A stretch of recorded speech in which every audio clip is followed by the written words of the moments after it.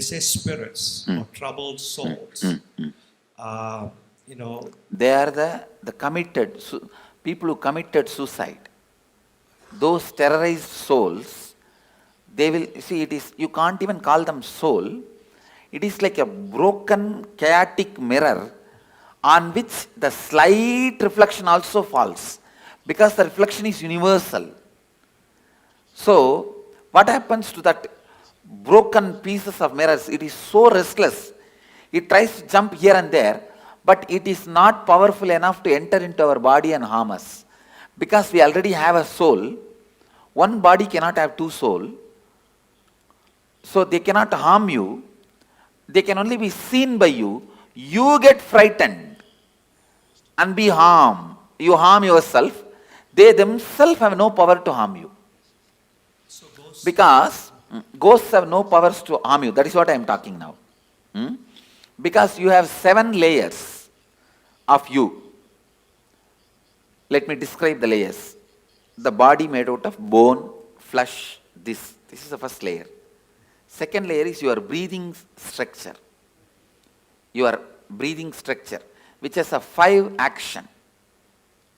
Inhaling, holding, spreading, exhaling, cleaning. 5 action.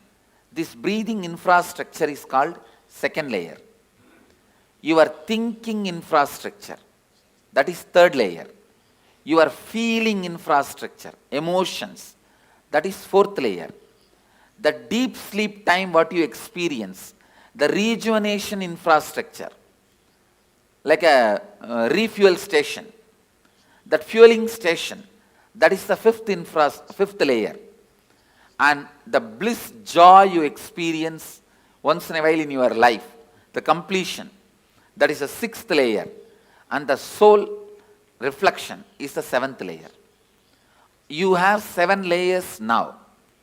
But that terrorized soul will have only 3 layers. The soul reflection, completion layer, and the rejuvenation layer. It will not have the emotion infrastructure, the thinking infrastructure, breathing infrastructure, and 5 senses body infrastructure. When it has 4 layers less, it is less powerful than you, it cannot harm you.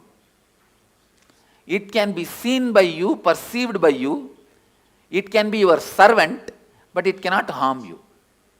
For example, if I tell a ghost, take this water bottle and keep it there, he can do it, but he cannot harm me. For any human being, he cannot harm. Even if I tell, go and harm that person, he cannot harm you. He can appear in front of you, that you can get frightened. But he himself cannot torture you or give you suffering. Because he is a less powerful species. He is not more powerful species than you. That is why all the black magic, sending the ghosts, all this negative energy thing, they can only appear in front of you in the terrorizing form. If you just laugh at them, they can't do anything. They cannot touch you. They cannot disturb you. But seeing the form, you get shaken, frightened, have a heart attack, is all your stupidity. By law, they cannot touch you. And by the natural flow of life, they will not be able to harm you. They cannot enter your body, like how the movies are showing. They cannot snatch away something from you, or they can't even touch you. Because you are a higher species than them. It is like a tree. Tree cannot come and beat you. Understand? Because yes, he does not have many powers you have.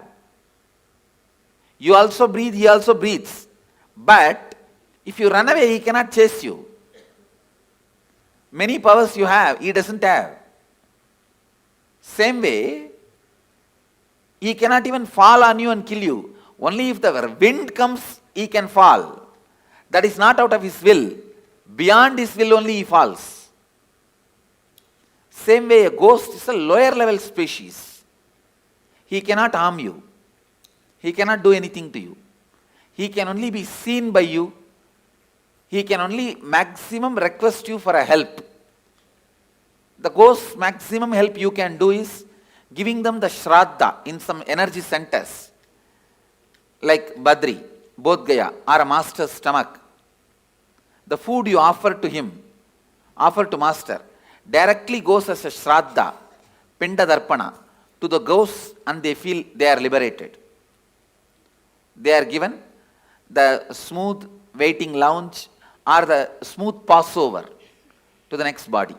If your family ghosts come, the only help they can ask you is, they can ask you to give pinda darpana. If you give a food to enlightened master, or food, the shradda in Brahma Kapala, so those kind of you help you can do to them. Other than that, you also can't help them in any way. They also can't harm you in any way. That much only is the maximum help they can ask you. If you feel your parents or relatives, your family members, ghost is present in your house, you are seeing them once in a while, or somebody is seeing them, you don't need to be afraid. They may be just begging you for a help, to liberate them, to give shradda for them, to give pinda darpana for them. That's all, nothing else.